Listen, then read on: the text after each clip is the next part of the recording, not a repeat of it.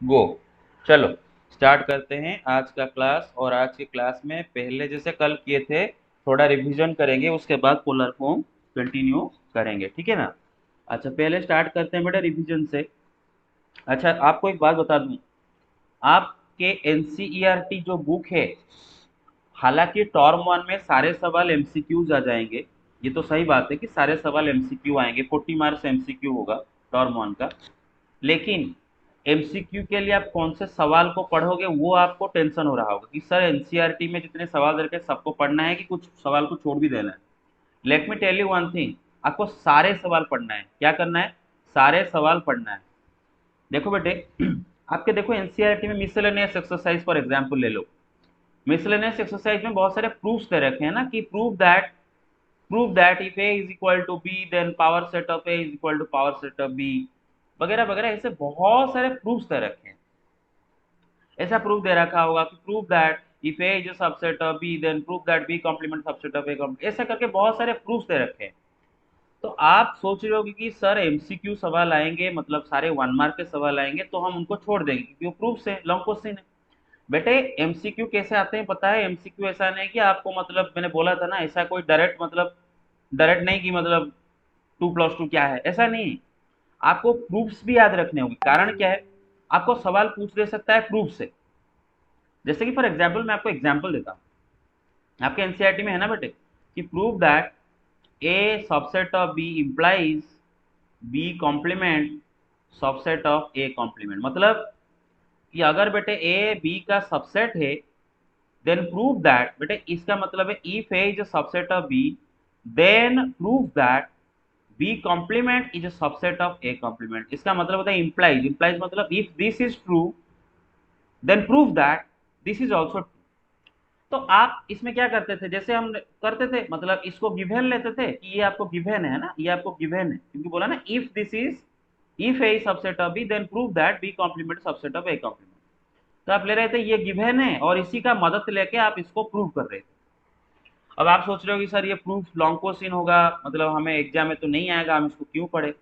देखो भाई एग्जाम में ऐसे आएगा कि दे देगा MCQ, if A is subset of B, उसके नीचे 4 ऑप्शन दिए गए होंगे, उसके नीचे 4 ऑप्शन दिए गए होंगे।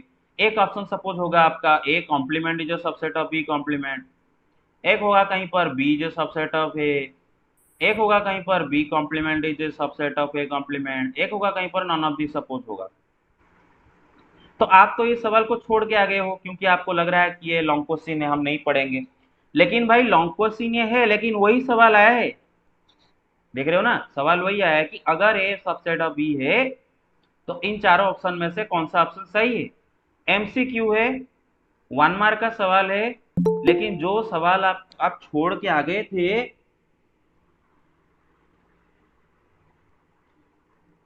जो सवाल आप बुक से छोड़ के आ गए थे वही सवाल ही आया है। मेरे बात समझ रहे हो ना? क्लियर और नॉट? ये ऐसे मैं सर। आप, हाँ, ऐसे मैं आपको बहुत सारे एग्जाम्पल दे सकता हूँ। आपके मिसलेनियस एक्सरसाइज हो, जितने भी एक्सरसाइजेस हो, उसमें जितने भी लॉन्ग क्वेश्चंस भी दे रखे हैं उनको भी आपको पढ़ना है एमसीक्यू के लिए, क्योंकि मैथ का एमसीक्यू है। तो हर सवाल को करने के लिए आपको रफ में प्रोसेस में तो करना ही होगा, क्योंकि ऐसा नहीं कि आपको बोल देगा कि 2 into 3 क्या है, 5 4 ऑप्शन में से एक ऑप्शन करेक्ट है, आपको मुंह में बोल दोगे, ऐसा नहीं है। जितने भी सवाल होगा उसको आपको रफ में प्रोसेस में करना होगा। मतलब वही सवाल अगर एग्जाम में आता डिस्क्रिप्टिव में तो 4 मार्क का आता प्रोसेस से लिखते, लेकिन अभी 1 मार्क का आ रहा है। इसका मतलब ये मत समझ लेना कि देखो यही सवाल ही आएगा, वही 4 मार्क का सवाल 1 मार्क करके आएगा। बस कंडीशन इतना है कि आपको प्रोसेस रफ में करना होगा, प्रोसेस के लिए कोई मार्क नहीं है। बस खाली ऑप्शन करेक्ट करना है तो आपको 1 मार्क मिलेगा। तो मेरा फाइनली कहने का ये मतलब है कोई भी सवाल को नहीं छोड़ना है, लॉन्ग क्वेश्चन हो, शॉर्ट क्वेश्चन हो, 1 मार्क हो, सारे करना है, क्योंकि एमसीक्यू के जो सवाल है वो 1 मार्क भले ही है लेकिन वो 4 मार्क का प्रोसेस उसमें है। ठीक है, ध्यान रखा करो। ठीक है, अगर क्वेश्चन बोल भी दिया चलो कर भी देते हैं, रिकॉल करवा देता हूँ, नहीं तो आप सर बोलोगे सर। हमारा हाँ, सर हमारा टॉरमन कब होगा, मतलब आप सर हमारा टॉरमन कब होगा? टर्म वन, टर्म बेटे आपका नवंबर से दिसंबर के बीच में होगा। टर्म 2 आपका मार्च अप्रैल के फरवरी मार्च अप्रैल इसी 3 महीने में कोई कोई एक महीने में होगा। तो लेकिन और सर आपको, हर मंथ मंथली एग्जाम होगा सर? हाँ वो test class test. Listen listen, आप एग्जाम को लेकर इतना भयभीत मत रहो। रोज का पढ़ाई अगर रोज कर दोगे तो आपको एग्जाम को लेकर टेंशन नहीं होगा। एग्जाम को लेकर उन बच्चों को टेंशन होता है जो रोज का पढ़ाई रोज नहीं करते हैं। मेरे ख्याल से अगर आप आज जो पढ़ाया उसी को आज ही कंप्लीट करते हो तो आपको एग्जाम का कोई टेंशन ही नहीं होगा। बिंदास आप एग्जाम जिस वक्त हाँ सर कब एग्जाम है, चलो हम देख के आते हैं, ठीक है, ओके। अच्छा चलो, ये क्वेश्चन को अगर दे भी दिया हूं तो प्रूव भी कर लेते, रिकॉल कर लेते। भाई हमें दिखाना है कि ए बी का सबसेट है, implies B complement A complement का सबसेट है। इंप्लाइज मतलब if this then this, if this then this, मतलब यहां पर आपको गिवन है A is a subset of B और आपको प्रूव करना है B complement is a subset of A complement. भाई एक सेट को जो आपको प्रूव करना है वो देखेंगे, ये गिवन कंडीशन हम तो इसको इस्तेमाल करेंगे आगे चल के, लेकिन जो प्रूव करना है उसको देखते हैं। प्रूव क्या करना है, बी कॉम्प्लीमेंट को ए कॉम्प्लीमेंट का सबसेट दिखाना है। अभी एक सेट को दूसरा सेट का सबसेट दिखाने का लॉजिकल मेथड आपको पता है कि let x be a random element of B complement. मानो एक्स बी कॉम्प्लीमेंट का कोई एक रैंडम एलिमेंट है। let x belong to b complement, x is a random element of b complement, then with the help of the given condition, जो condition आपको दे रखा है given है उसी के मदद से आपको स्टेप बाय स्टेप लास्ट को ये भी दिखाना है कि this same x also belongs to a complement and with the help of the given condition। तो इससे क्या साबित हो जाता है ना, बी कॉम्प्लीमेंट सेट का any random element A complement set में भी मौजूद है। इसका मतलब हो गया बी कॉम्प्लीमेंट का एवरी एलिमेंट ए कॉम्प्लीमेंट में मौजूद है। तो क्या साबित हो जाता है, B complement is a subset of A complement. जाहिर सी बात है बी कॉम्प्लीमेंट का कोई भी रैंडम एलिमेंट, कोई पर्टिकुलर एलिमेंट नहीं है। बी कॉम्प्लीमेंट के अंदर जितने भी एलिमेंट है सबके सब कोई भी रैंडम एलिमेंट ले जाओ वो ए कॉम्प्लीमेंट में भी मौजूद है। तो क्या साबित हो जाता है, B complement is a subset of A complement. तो वही तो होता है ना हमारा टारगेट। तो कैसे इसको अप्रोच करते हैं, भाई सुन लो मेरे बात। x belongs to B complement, मानो x बी कॉम्प्लीमेंट का रैंडम एलिमेंट है और मैंने बताया था एक एलिमेंट अगर बी कॉम्प्लीमेंट में है तो बी में नहीं होगा, अगर वो बी में है तो उसका कॉम्प्लीमेंट में नहीं होगा। क्योंकि आपको याद है यूनिवर्सल सेट के अंदर अगर ये बी सेट है तो इसके बाहर यूनिवर्सल सेट के अंदर जो जो है वो होता है बी कॉम्प्लीमेंट। तो जो बी में है उसका कॉम्प्लीमेंट में नहीं है, जो बी कॉम्प्लीमेंट में है वो बी में नहीं है। एंड बी बी कॉम्प्लीमेंट मिलके पूरा यूनिवर्सल सेट क्रिएट करते हैं। दोनों का यूनियन यूनिवर्सल सेट होता है एंड दोनों का इंटरसेक्शन भी फाई होता है, क्योंकि बी एंड बी कॉम्प्लीमेंट में कोई भी एलिमेंट कॉमन नहीं होता।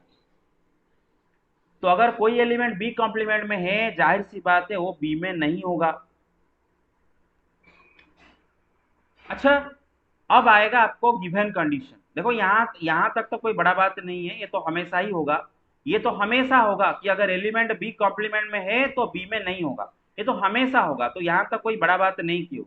बड़ा बात अब करने जा रहे हो जो कि गिवन कंडीशन को इस्तेमाल करने जा रहे हो।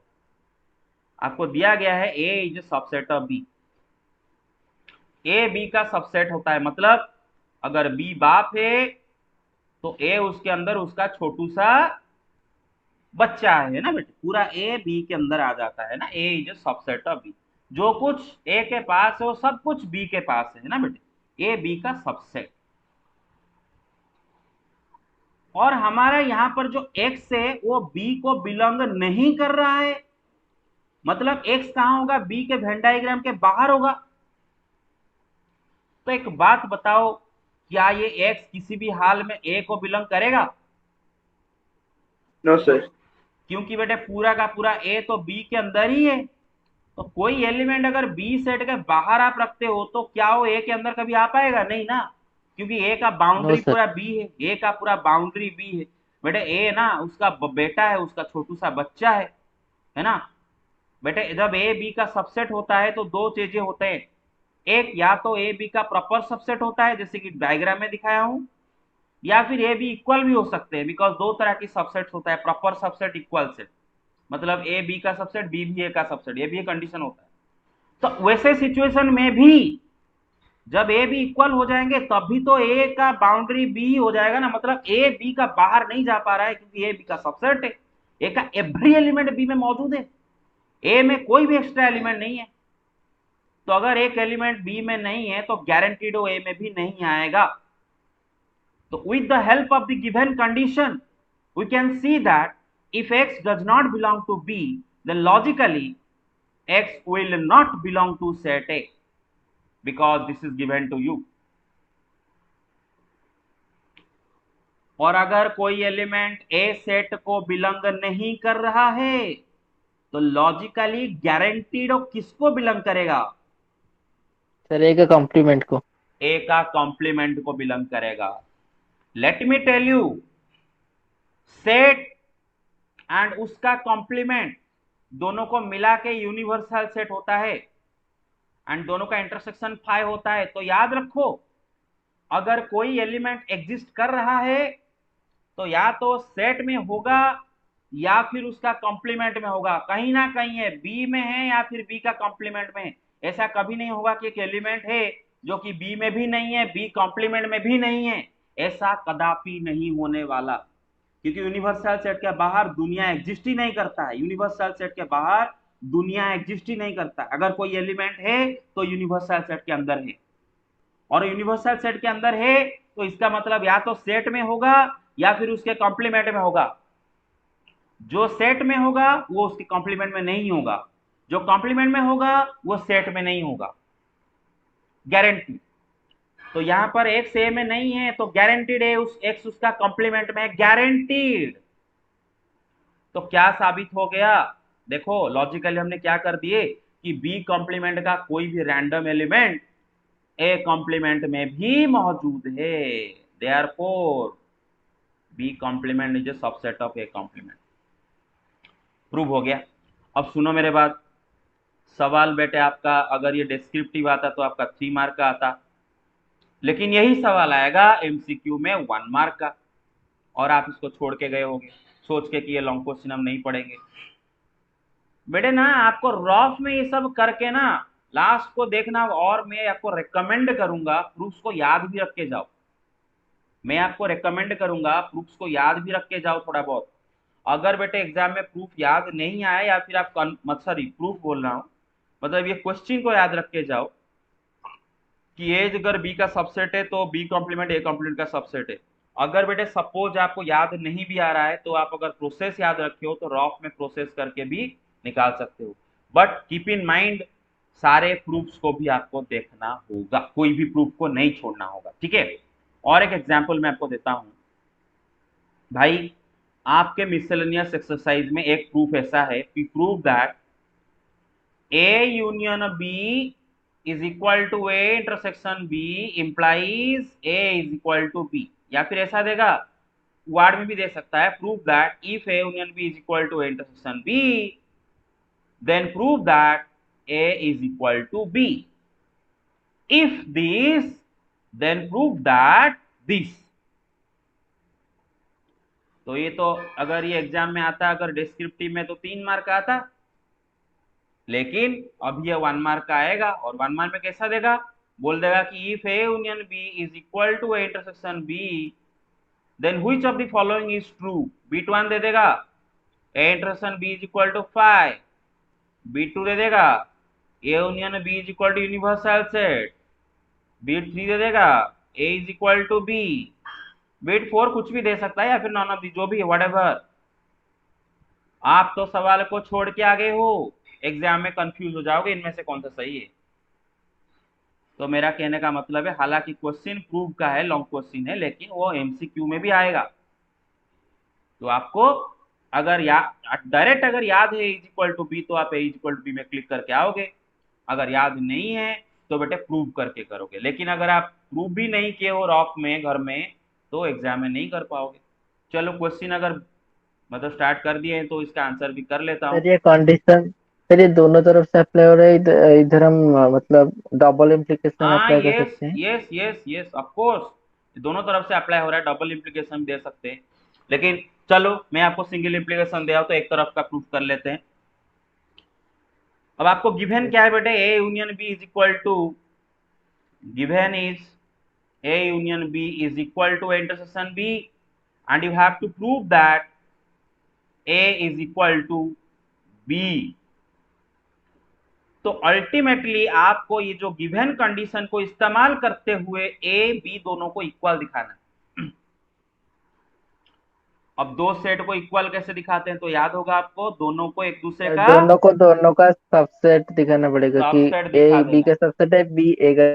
यस, लॉजिकली आपको ए बी का सबसेट बी ए का सबसेट दिखा देना है, तो प्रूव हो जाता है A is equal to B. तो वही हम करने वाले हैं, पहले ए को बी का सबसेट दिखाएंगे, फिर बी को ए का सबसेट दिखाएंगे।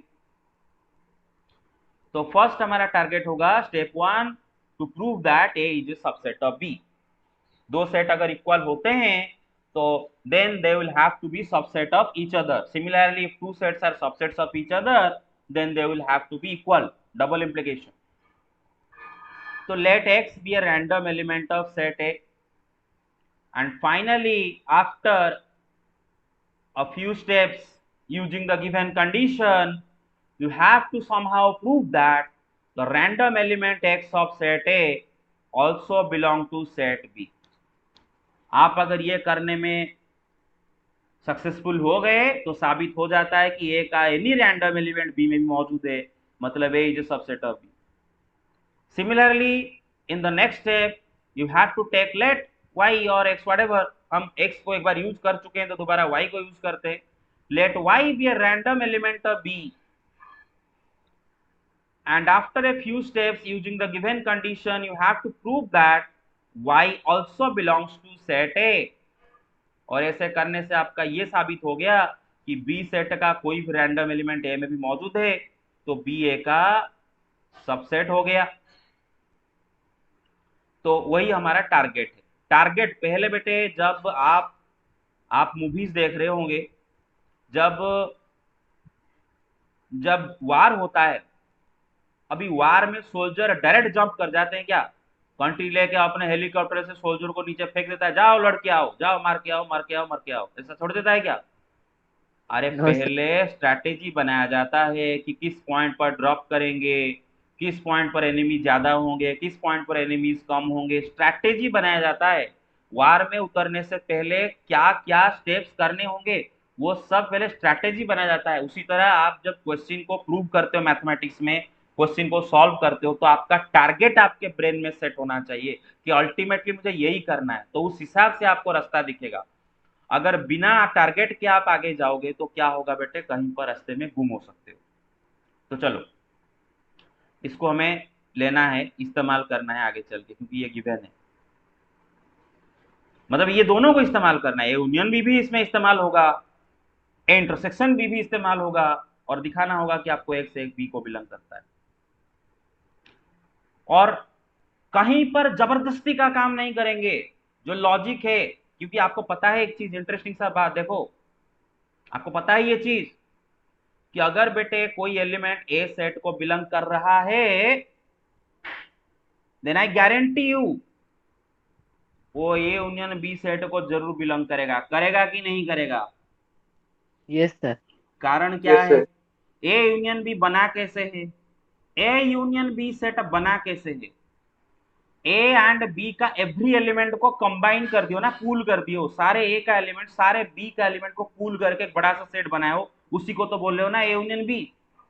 मतलब अगर कोई भी एलिमेंट ए में है तो ए यूनियन बी में भी आएगा, कोई भी एलिमेंट बी में है तो गारंटेड ए यूनियन बी में आएगा, क्योंकि ए यूनियन बी में ए बी दोनों का सारे एलिमेंट मौजूद होते हैं। मतलब अगर x belong to A, then I can guarantee you that x will also belong to A union B. But vice versa नहीं है, वाइस वर्सा नहीं है। अगर x ए यूनियन बी को बिलोंग करता है तो कोई गारंटी नहीं है कि वो ए को बिलोंग करेगा, क्योंकि आप वेन डायग्राम देख लो, आप वेन डायग्राम देख लो, ये क्योंकि ए सर है, वो सिर्फ बी का भी एलिमेंट हो सकता है। हाँ ये बी है, कोई एलिमेंट अगर ए यूनियन बी में मौजूद है तो एलिमेंट इधर हो सकता है, इधर हो सकता है, इधर भी हो सकता है। तो आपका एलिमेंट एक्स एक रैंडम एलिमेंट है और वो ए यूनियन बी को बिलोंग कर रहा है, तो क्या हम जबरदस्ती ये बोल दे कि एक्स ऑल्सो बिलोंग टू ए? कैसे बोल दे?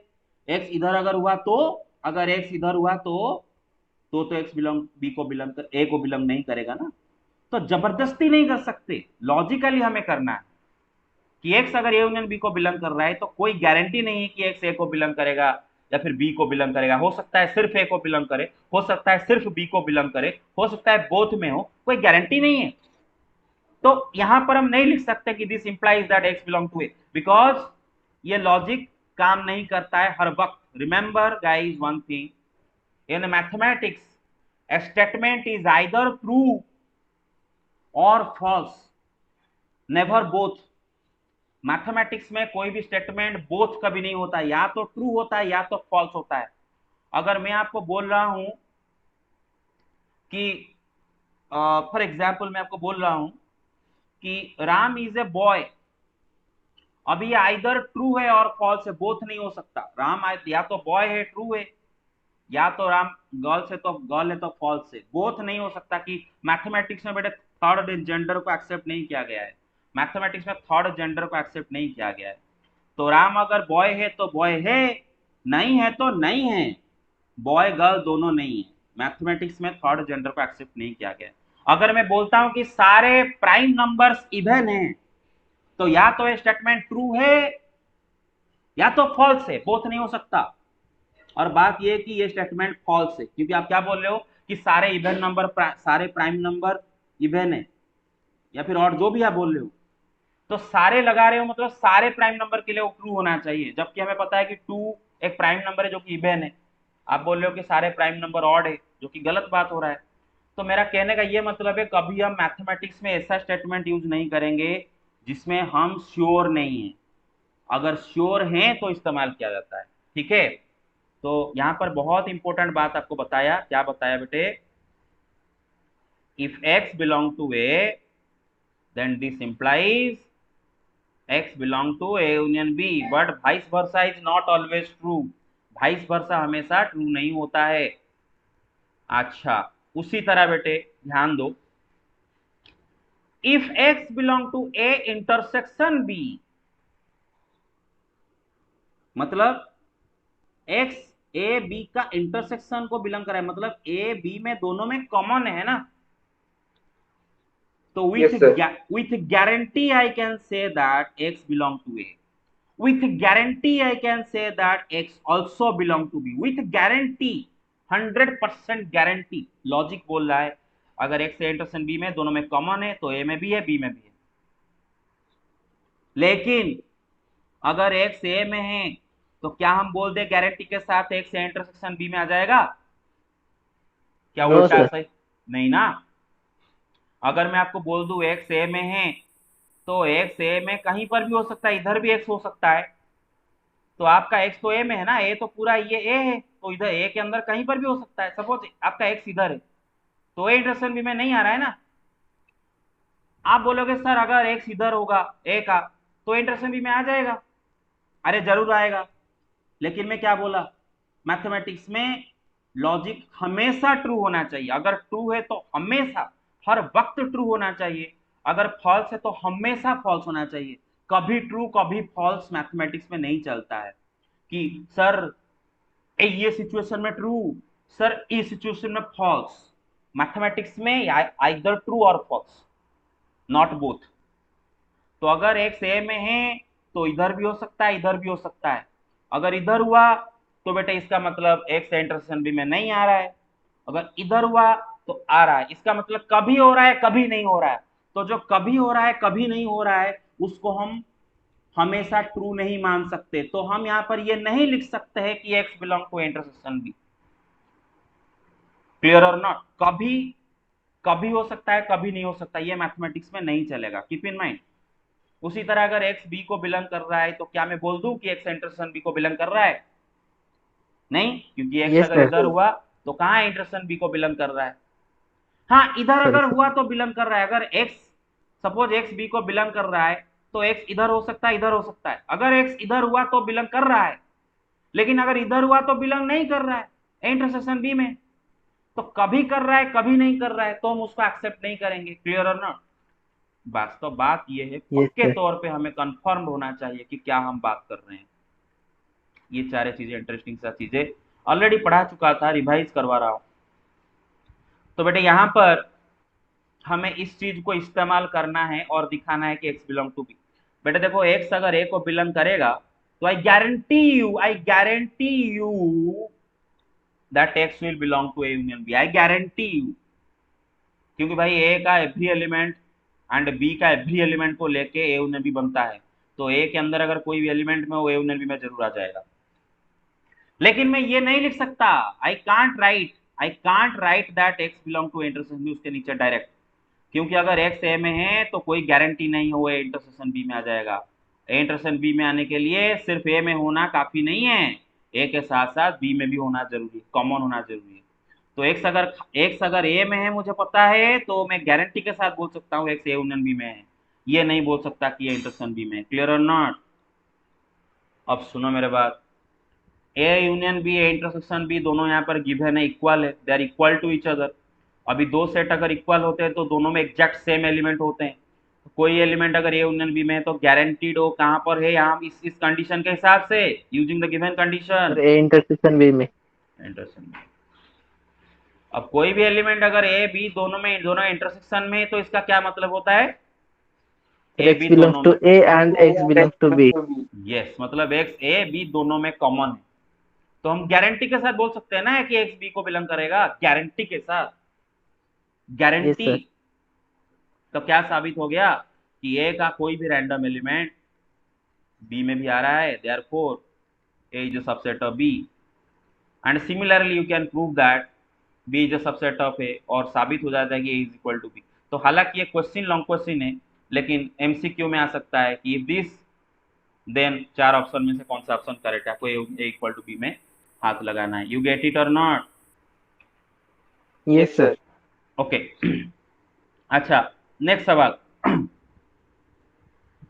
There are 100 students in a school. एक स्कूल में 100 बच्चे हैं,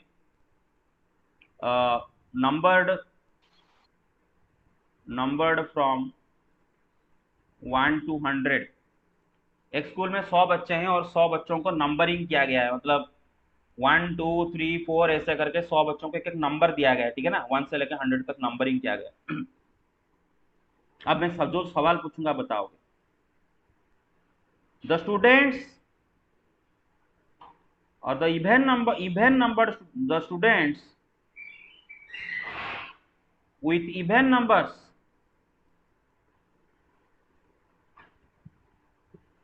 play football। तो क्लास में 100 बच्चे हैं, 100 बच्चों को नंबरिंग दिया गया है, मतलब तेरा नंबर 1 है, तेरा नंबर 2 है, तेरा नंबर 3 है, ऐसा करके 100 तक। अब बोल रहा है कि जो बच्चों को इवन नंबर असाइन किया गया है वो फुटबॉल खेल रहे हैं। तो कितने बच्चे फुटबॉल खेल रहे हैं? How many play football? मतलब ऐसा समझ लो कि जो बच्चों को इवन नंबर असाइन किया गया 2 4 6 8 10 12 14 16, ये सब फुटबॉल खेल रहे हैं। तो कितने बच्चे फुटबॉल खेल रहे हैं? क्या करें? अरे 100 में 2 डिवाइड कर दो भाई, सर 50। 51। अच्छा 50 51 है, क्यों 50 ना, 50 होगा। 100 में 2 डिवाइड कर दो। अरे मेरे बात समझ रहे हो? एक 100 यस में, सर। एक 100 यस सर। में, यस सर। एक सर 100 मैं को जीरो को भी कैलकुलेट किया था इसीलिए सर 51 ना, बोल रहा था। सिर्फ 1 से लेके 100 तक नंबरिंग किया गया है। तो क्या कर देना बेटे, 100 को 2 में डिवाइड कर देना, आंसर आ जाएगा 50 बच्चे फुटबॉल खेल रहे हैं। अच्छा, मैं अगर बोलूं कि द स्टूडेंट्स विथ नंबर्स, बेटे आज थोड़ा एडजस्ट कर लो क्योंकि मेरा पेन टैब थोड़ा सा स्क्रैच हो गया है। कल से मेरा वाकम वाला पेन टैब मैं यूज करूंगा, वाकम पेन टैब में लाऊंगा। तो आज बस इसको इस्तेमाल करो। ये हो गया है, मतलब 1.5 साल 2 साल हो गया है पेन टैब को।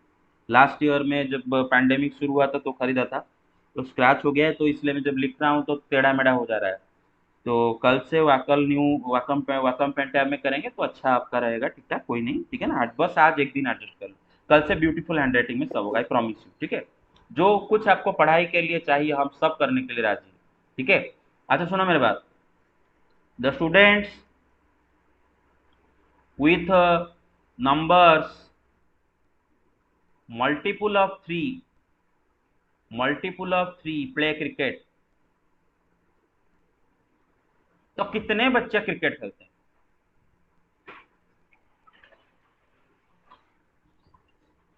क्या करें, 100 को 3 में डिवाइड कर दो। 100 को 3 में डिवाइड करने से सर कितना आता है? 33।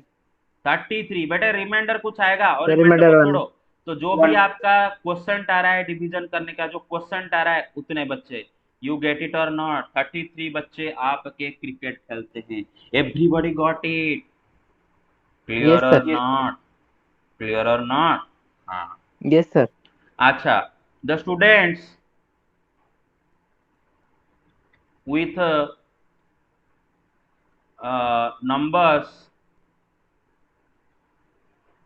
multiple of 7 play hockey. तो कितने बच्चे हॉकी खेलते हैं?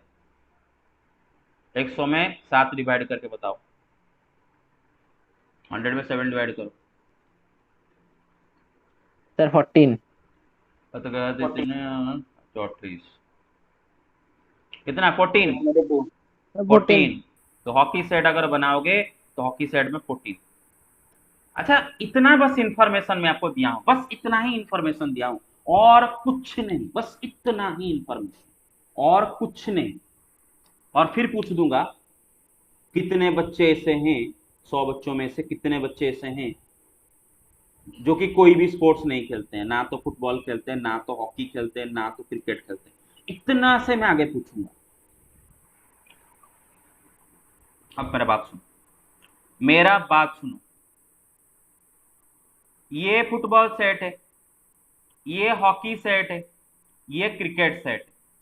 देखो जनरली ऐसा भी हो सकता है ना, कुछ बच्चे कॉमन खेल रहे हो, तो इसीलिए मैं ऐसा वेन डायग्राम बनाया, मैं जनरल वेन डायग्राम बनाया हूं। सर सर इधर मतलब इंटरसेक्शन नहीं हो रहे। देखोगे ना आगे चल के, अरे मजे की बात, देखो ना, सुनो मेरे बात ध्यान से, देखो टोटल यस स्कूल में 100 बच्चे हैं। अभी 100 बच्चों में से कुछ फुटबॉल खेल रहे, कुछ हॉकी खेल रहे, कुछ क्रिकेट खेल रहे, और सवाल है कि कितने बच्चे कछु नहीं खेल रहे, ना तो फुटबॉल, ना तो हॉकी, ना तो क्रिकेट। भाई वो महात्मा कहाँ पर रह रहे होंगे? वो महात्मा लोग कहाँ पर रह रहे होंगे? इधर रह रहे होंगे ना। जो महात्मा लोग कुछ भी नहीं खेल रहे हो, किधर हो रहे होंगे? इधर ही हो रहे होंगे ना। मतलब तीनों का यूनियन यस के सर। बाहर, जो कि कुछ भी नहीं खेल रहे, क्योंकि अगर इस रीजन के मैं कोई भी बच्चा को पकड़ूं तो फुटबॉल, हॉकी, क्रिकेट में से कुछ ना कुछ खेल रहा है। तो जो बच्चे कुछ भी नहीं खेल रहे हैं वो किधर रह रहे हैं बेटे? ये काले काले जो सेडेड रीजन। तो उसका उनका नंबर कैसे कैलकुलेट करोगे? पहले तीनों का यूनियन का कर्नैलिटी कैलकुलेट कर लो। तो आपको ये पूरा दोनों तीनों सेट के यूनियन में कितने बच्चे मिल जाएंगे, फिर 100 से माइनस कर दो। अरे मेरे बात समझ रहे हो? Clear? Yes sir. Yes sir. लेकिन एक पंगा अभी भी है। पंगा क्या है? इसको कैलकुलेट करने के लिए इसका फॉर्मूला है एफ का कर्नैलिटी प्लस सी का कर्नैलिटी प्लस एफ का कर्नैलिटी माइनस एफ इंटरसेक्शन सी का कर्नैलिटी माइनस सी इंटरसेक्शन एफ का कर्नैलिटी माइनस अरे football, cricket, hockey, hockey hockey में दो बार एफ लिख दिया था, माइनस एफ इंटरसेक्शन एच का कर्नैलिटी, फिर फाइनली और एक लास्ट को रहेगा plus F intersection C intersection H का कर्नैलिटी, ये क्लास को रहेगा। लेकिन अभी तक तो सिर्फ आपको ये तीनों नंबर पते हैं, ये पता है, लेकिन ये नंबर्स पता नहीं, तो इनका वैल्यू पता करना होगा, बस इतने से इंफॉर्मेशन से। और मेरे पास ध्यान सुनो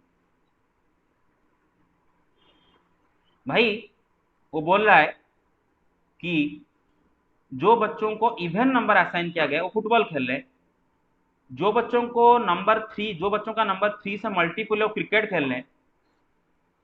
अच्छा, ऐसा भी तो नंबर्स होते हैं ना, 1 से लेके 100 के बीच में ऐसे भी तो नंबर होते हैं जो कि 2 से भी डिविजिबल होता है, 3 से भी डिविजिबल होते हैं। Yes sir. ऐसे भी तो नंबर यस होते सर। हैं ना जो कि इवन नंबर होने के साथ साथ 3 में भी जैसे कि फॉर एग्जाम्पल 6, सपोज एक बच्चा को नंबर 6 असाइन किया गया है, 6। अब वो बच्चा फुटबॉल भी खेल रहा है क्योंकि उसको इवन नंबर असाइन किया गया है। वो बच्चा क्रिकेट भी तो खेल रहा है क्योंकि 3 से मल्टीपुल वो भी हो रहा है। तो इसका मतलब there are students who play both football and cricket as well, तो हमें उनका नंबर काउंट करना है। और मेरे बात सुनो, जो बच्चा फुटबॉल क्रिकेट बोथ खेलता है, जरूर उसको जो नंबर जो असाइन किया गया होगा, जरूर वो नंबर 2 का भी मल्टीपुल हो रहा होगा, इवन नंबर हो रहा होगा, एंड 3 का भी मल्टीपुल हो रहा होगा, क्योंकि वो बोथ खेल रहा है, फुटबॉल खेल रहा है मतलब इवन हो रहा होगा, क्रिकेट भी खेल रहा है मतलब उसका नंबर 3 का भी मल्टीपुल हो रहा होगा। तो हमें बस इतना काउंट करना है, 1 से लेके 100 के बीच में ऐसे कितने नंबर्स हैं जो कि बोथ 2 एंड 3 से डिविजिबल होते हैं। सर हमें 6 का मल्टीपल निकालना होगा। Yes yes, that's what I was saying. मेरा सवाल है कि 1 से लेके 100 के बीच में कितने ऐसे नंबर है जो कि बोथ 2 एंड 3 से डिविजिबल है।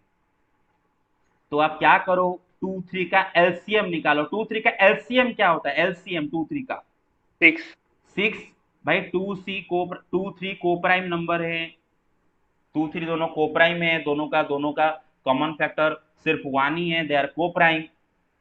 तो बेटा उनका एलसीएम कैसे डायरेक्ट कैलकुलेट करते हो? मल्टीप्लाई करके डायरेक्ट बोल देते हो ना बेटे, 6। लेकिन अगर मैं आपको बोलूं 214, तो उनका एलसीएम 28 बोल दोगे क्या? नहीं, क्योंकि ये को प्राइम नहीं है ना। 214 थोड़ी ना को प्राइम है। 214 में कॉमन एलिमेंट मतलब 1 के अलावा और भी कॉमन है, जैसे कि 2 भी कॉमन है, दोनों में कॉमन फैक्टर। तो को प्राइम नंबर समझते हो ना, जब दोनों में कुछ भी मतलब 1 के अलावा और कोई भी कॉमन फैक्टर ना हो। तो 2 3 का एलसीएम यस सर। 6। तो आपको क्या कैलकुलेट करना है कि 1 से लेके 100 के बीच में कितने नंबर 6 से डिविजिबल है। तो कैसे करोगे? 100 को 6 से डिवाइड करो, कितना होता है बताओ?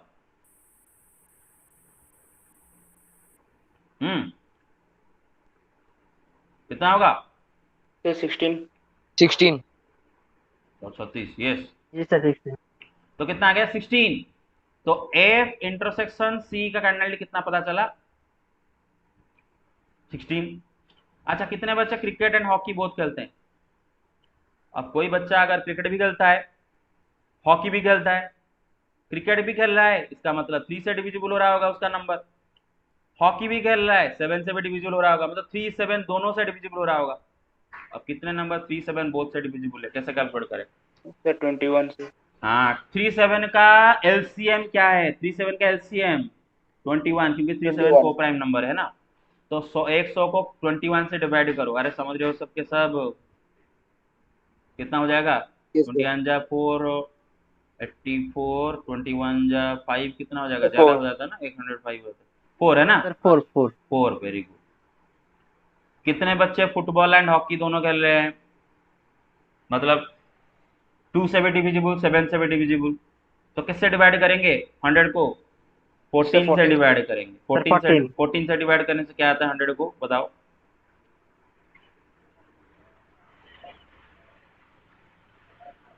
सर 7। 7। ओके, ठीक है। Yes sir 7। कितने बच्चे, अच्छा ये भी तो चाहिए ना, इसका कर्नल भी तो चाहिए ना, कितने बच्चे तीनों खेल रहे हैं। अच्छा बच्चे, जो बच्चा तीनों खेल रहा है मतलब वो क्या क्या खेल रहा है? वो फुटबॉल भी खेल रहा है मतलब उसका नंबर 2 से डिविजिबल होगा, क्रिकेट से खेला है 3 से भी डिविजिबल हो रहा होगा, हॉकी भी खेला है 7 से भी डिविजिबल हो रहा होगा। मतलब 2 3 7 तीनों का एलसीएम क्या है? 42। 42। 42, क्योंकि 2 3 7 तीनों को प्राइम नंबर है, तो तीनों का एलसीएम डायरेक्ट मल्टीप्लाई ही कर दो। मैंने ऐसे नंबर जानबूझ के लिया था जो को प्राइम होता, कि हमें आसान हो सब करने में। तो कितना आ जाएगा? 42। हाँ, तो 100 यस को सर। 100 को 42 में सर डिवाइड 2। कर दो। 100 को 2। 42, चलो ठीक है 2। अब बेटे, अब आप बड़े आराम से F union C union H का कर्नल निकाल सकते हो। निकालने के बाद 100 से माइनस कर दोगे तो पता चलेगा कितने बच्चे कुछ भी नहीं खेल रहे हैं। यू गेट इट और not? Yes sir. Yes sir. अच्छा, अगर समझ गए हो, एक बात बताओ, सपोज फुटबॉल खेल रहे हैं इवन नंबर वाले बच्चे, ठीक है? इवन नंबर नहीं, इवन नहीं, मैं काम कर लेता हूँ। 4 मल्टीपल्स ऑफ 4, ठीक है ना? Number of students playing football divisible by 4. Number of students playing cricket divisible by 6. और टोटल 100 बच्चे हैं, टोटल 100 बच्चे हैं। कितने बच्चे फुटबॉल खेलते हैं पहले बताओ। अरे 25 होगा ना, 100 में 4 4 25। Very good. कितने बच्चे क्रिकेट खेलते हैं जल्दी बताओ। 16 सर 16। कितने बच्चे बोथ खेलते हैं, कैसे निकालेंगे। सर 100 को किससे LCM डिवाइड निकालेंगे। करेंगे। हाँ अरे सर 100 को, 12 हाँ अरे भाई मेरे भाई भाई देखो 100 को ना गलती से 24 से डिवाइड मत करना कि 4 6 को मल्टीप्लाई। सर उधर भी तो वही कर रहे थे, हम इधर भी कर देंगे 4 6 को मल्टीप्लाई कर 24 डिवाइड। अरे नहीं, दोनों का एलसीएम लोगे, 4 6 का एलसीएम। बेटा सुनो मेरे बात, ध्यान से सुनो मेरे बात सब सुनो ना मेरे बात। देखो ये सर 4 6 का मल्टीपुल समझ रहे हो, 4 6 का फैक्टर, सॉरी क्या बोल रहा हूँ, 4 6 का मल्टीपुल। हाँ 4 का मल्टीपुल 6 का मल्टीपुल निकालते हैं बेटा। 4 का मल्टीपुल क्या होगा बेटा, 4 8 सॉरी 12 12 16 20 24 28 32 34 36 सॉरी 28 32 के बाद 36 नहीं, हाँ 40 एटसेट्रा है ना। 6 का मल्टीपल क्या होगा, 6 12 18, हाँ बताते चलो। 24 24 30 36 42 48 48 50। आगे चलता रहेगा। अब मेरे बात सुनो, मैं क्यों 4 6 का एलसीएम को 100 से डिवाइड कर रहा हूं। अब सुनो मेरे बात, कौन से बच्चे 4 6 बोथ से मल्टीपुल है। देखो बेटा इधर 12, बेटा 12 दोनों का एलसीएम है, समझ रहे हो ना। 4 6 का एलसीएम क्या होता है बेटा, 12 होगा। ये समझ रहे हो। अच्छा और कौन बेटा आगे देखो 24 सर 24 और आगे चल के 36 36 ऐसे आगे चल के 48 भी आएगा। 48 भी 4 से डिविजिबल है, 48 भी Yes, कहां पर sir. होगा। ये सर तो ऐसे करके ये सारे बच्चे। अच्छा आप अगर 24 के मल्टीपल ढूंढने जाओगे तो ये तो 12 नंबर वाला बच्चा आप काउंट नहीं कर रहे हो ना, क्योंकि 12 थोड़ी ना 24 का मल्टीपल है। अरे 12 24 का मल्टीपल है क्या। नो अरे सर 24 12 का मल्टीपल है, 12 थोड़ी ना 24 का मल्टीपल है। 24 12 का मल्टीपल है, लेकिन उल्टा तो नहीं है ना। तो आप अगर 24 का मल्टीपल्स को ढूंढोगे, मतलब 100 को 24 से डिवाइड करोगे, तो ये वाला बच्चा को तो काउंट ही नहीं कर रहे हो जिसका नंबर 12 है, उसको कौन काउंट करेगा। 36 वाला बच्चा को भी तो काउंट नहीं करे, उसको कौन काउंट करेगा, क्योंकि 36 भी तो आपका 24 का मल्टीपल नहीं है ना, तो इसको भी तो छोड़ रहे हो। लेकिन ये बच्चा भी तो बहुत खेल रहा है। तो क्या करते हैं ना बेटे, याद रखो स्कूल में एलसीएम चैप्टर में पढ़े थे, फोर्थ क्लास का पढ़ाइए। If two numbers are divisible by both 4 and 6 then compulsorily that number will be divisible by their LCM which is 12। तो बेटा हमें क्या करना है, 4 6 का एलसीएम कैलकुलेट करना है। तो 4 6 का एलसीएम क्या होगा, 12। सबको 4 6 का एलसीएम कैलकुलेट करना आता है ना। हेलो ये सर यस सर। 2 जा 2 जा 3 12, ठीक है। तो बेटा आपको क्या करना है, 100 को 12 से डिवाइड करना है। तो एफ इंटरसेक्शन सी का कैंडिडेट कैसे पता करोगे, 100 डिवाइड बाय 12 कितना होता है, 100 डिवाइड 12 सर 8। हाँ जो भी है, ठीक है। तो आई होप आपको कॉन्सेप्ट समझ में आ गया, ठीक है ना। अच्छा आज कौन सा बार है बेटे, मंगलवार ना। Yes, कल sir. ट्यूसडे, कल बुधवार है, कल वेडनेसडे है। तो कल हम बाकी की रिवीजन करेंगे। अच्छा टाइम भी कितना हो गया, 9:50, और हमारे पास कितना समय है, 20 मिनट। 20 मिनट्स। ओके तो 20 मिनट्स में आते हैं। ये सर आपका 1 मिनट रुको, मैं ये वीडियो को यहीं पर ये करता हूँ।